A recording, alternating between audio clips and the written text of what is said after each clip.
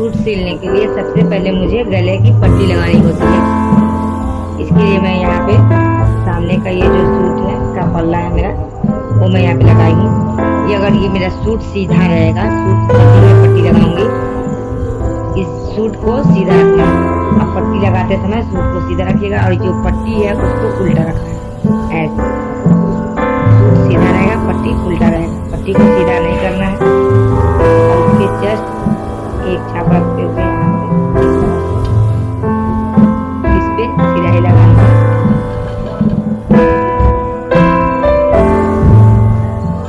इस तरह से सिलाई लगानी है। मैंने सिलाई लगा ली है। इधर से सिलाई एक हिसाब से लगानी है। उसके बाद ये छोटे छोटे कट का तिरछा निशान लगाना है। ऐसे कैंची नहीं करना है, कैंची को इस तरह से तिरछे कट लगानी है। इससे दोनों तरफ से तिरछा कट लगाने के बाद मैं फिर से इसे खोल करके इस पे सिलाई लगाऊंगी। इधर इसको ये मार्जिन जो है ये मेरा पट्टी की तरफ ही हुआ है। ऐसे ही बस मुझे कपड़े को ऐसे करके फिर से इस पे सिलाई लगानी है पट्टी के ऊपर। अब मुझे इसको एक बार इस तरह से खोल कर इस पे सिलाई लगानी है। इसी ऊपर लगाना है ऐसे। यहाँ पे ये कपड़े ग्रेवी जो होते हैं बड़े होते हैं, नीचे के पल्ले इसमें छोटे छोटे प्लेट लगते हैं। आपको राउंड शेप मिलाने के लिए इसको छोटे छोटे प्लेट लगाने पड़ेंगे। आपको उस तरह से प्लेट शेप लगा के इसको पूरा अब इस पे मैं कच्ची सिलाई लगा डालूंगी, ताकि ये फिनिशिंग के बाद तुरपाई के बाद मैं इस कच्ची सिलाई को निकाल सकूं। अब इस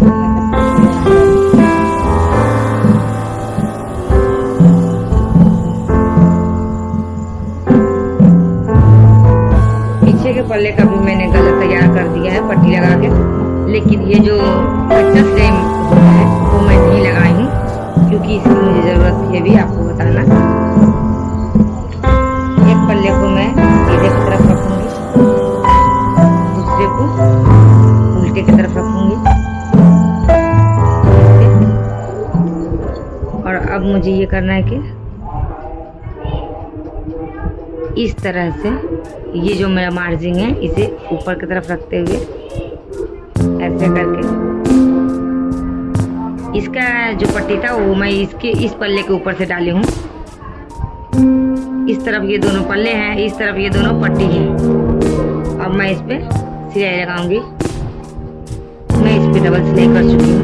ये देखिए मैं इसे खोल रही हूँ। इस तरह से आपका कंधी जोड़ के तैयार हो जाएगा। अब मैं इस पे इसी तरह से दूसरा कंधी भी जोड़ के इस पे कच्चा सिलाई लगा दूंगी, ताकि मेरा फिनिशिंग करने में आसानी रहेगा। अब मैं कंधी ज्वाइन कर चुकी हूँ, तो अब साइड लगाना होगा मुझे।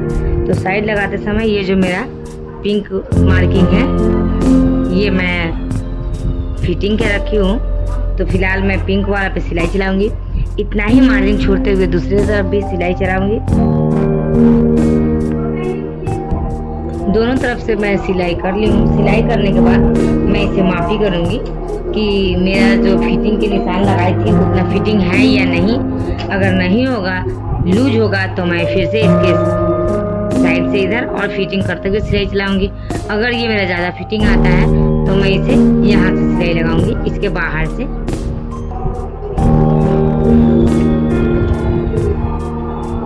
ये मेरा बिल्कुल परफेक्ट है। अब मैं यहाँ की माप लगाऊंगी। यहाँ भी मेरा बिल्कुल परफेक्ट है।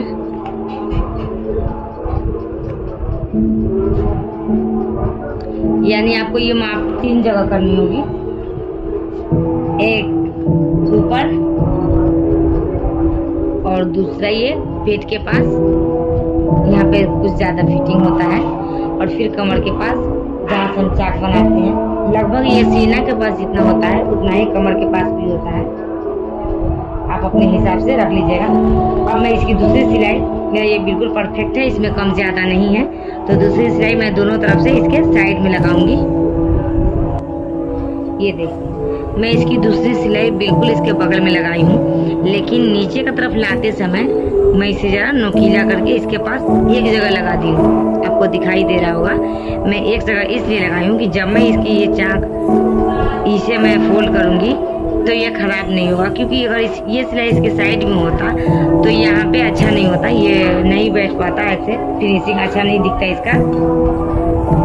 तो इस तरह से जब आप चाहे 2-3 ऐसे सिलाई आप लगाओ, लेकिन यहाँ नीचे लाने के बाद 1 इंच ऊपर से ही आपको एक जगह कर देनी है, नहीं तो आपका चाक अच्छा नहीं होगा। चलते हैं दूसरी तरफ भी हम सिलाई लगा लेते हैं। अब दूसरी तरफ भी मैं वैसा ही कर ली हूँ। अब आप जब भी ऐसे करोगे तो इसे टाँका ज़रूर यहाँ पे लगाओगे, यहाँ पे, क्योंकि ये खुलने का चांसेस यहाँ से ज़्यादा रहता है, इसलिए। अब इसे सिलने के लिए सबसे पहले मुझे नीचे की तरफ से इसे फोल्ड करना पड़ेगा। इसे हमारे मार्जिन के हिसाब से मैं इसको लूँगी, जितना भी मैं मार्जिन रखी हूँ, ज़्यादा कम, लेकिन ऐसा हो कि जो भी मार्जिन है इसके जो मैं इधर घुमाई हूँ इसके अंदर ही रह जाए, ये बाहर मार्जिन ना आए। अगर ज़्यादा एक्स्ट्रा है तो आप फिर से कट करके हटा दो। इस तरह से मैं इसके फिर से किनारी पे सिलाई लगाऊंगी। यहाँ पे सिलाई लगाते हैं, ये देखिए, ये ऊपर वाला जो ये पार्ट है इसे खींचेंगे नहीं, क्योंकि खींचने से ये नंबर जाता है और ये भी होता है यहाँ पे। तो मैं इस बस नीचे वाला को अपने से एक जगह ऐसे अंगूठे के से इसे पकड़ लेंगे और इस तरह से सीधा करेंगे। ये खुद इस पे सिलाई, बस मुझे ये ध्यान रखना है सिलाई मेरी किनारी में ही होनी चाहिए, देखने में अच्छा नहीं लगेगा अगर इधर उधर जाएगा तो। और इस तरह ही मैं यहाँ पे लेके आ जाऊँगी, जहाँ मेरा ये निशान सिलाई था वहीं से मैं इसे फोल्ड कर देती हूँ।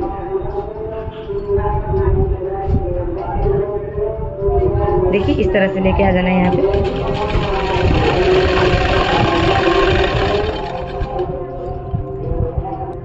अब मैं यहाँ से इसे चाप उठा के इस तरह से घुमा लूँगी। घुमाते वक्त फिर से मुझे दूसरे तरफ के भी इस तरह ही बना लेनी है।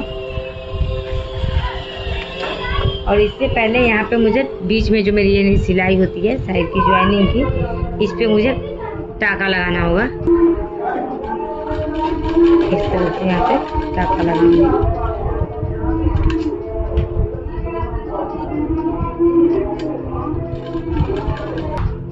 इसी तरह फिर दूसरे तरफ भी सिलाई चला लेनी है। दोनों तरफ से मैं साइड ये जो था मेरा कोर मैं सिल ली हूँ। अब मुझे ये नीचे की तरफ बाकी है, तो नीचे की तरफ भी इस तरह से ऐसे 2 बार फोल्ड करनी है, इसे ऐसे करके इस पे फिर से सिलाई लगा लूँगी।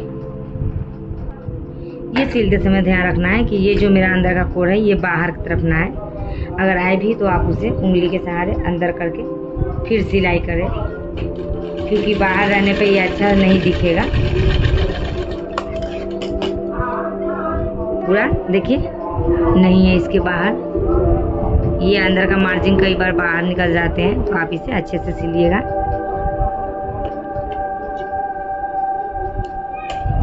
इस तरह दूसरे साइड भी मैं सिलाई कर लेती हूँ। और यहाँ पे जब हम सिलाई उतारेंगे तो टाँका ज़रूर लगाएंगे, क्योंकि खुलने की संभावना ज़्यादा रहती है यहाँ पे। अब सीधा की तरफ से करेंगे और यहाँ से सिलाई स्टार्ट करेंगे। चारों तरफ से अगले पल्ला में पिछले पल्ला में करते हुए सिलाई मुझे यहाँ से उतारनी है, यहाँ से शुरू करनी है और ये राउंड मारते हुए यहाँ से उतारनी है इसे सिलाई को। और बिल्कुल अच्छे तरीके से शेप लगा के मैं दिखाती हूँ आपको, सिलाई लगानी है इस पे।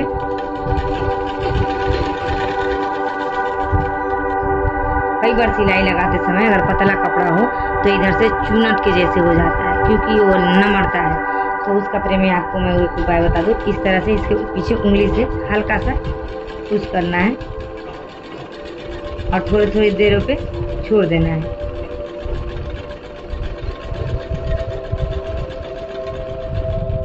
इस तरह से करने से वो जो हमारा चुनट है वो नहीं बनता है। फिलहाल मेरे कपड़े में चुनट नहीं बन रहे, मैं इसे ऐसे ही सिलाई कर ले रही हूँ। ये देखिए इस तरह से दोनों सिलाई मेरा होगा, ऐसे ही सिलना है। अब मैं बनाती हूँ बाजू। अब बाजू लिए हैं, बाजू को भी फिर वैसा ही एक बार फोल्ड करके इस पे सिलाई लगाऊंगी।